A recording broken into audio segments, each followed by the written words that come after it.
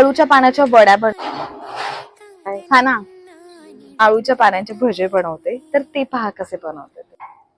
So guys, मधलं हे 3 असतात, हे 3 आळूची पानं, आणि त्याच्यापैकी मधलं नाही कापायचं, समजलं का? உன்னை எண்ணி பார்க்கையில் கவிதை கொட்டது, அது எழுத நினைக்கையில் வார்த்தை முட்டது.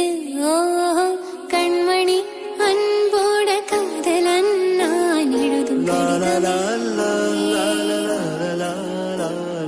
பொன்மணி, உன் வீட்டில் சௌக்கியமா, நான் இங்கு சௌக்கியமே.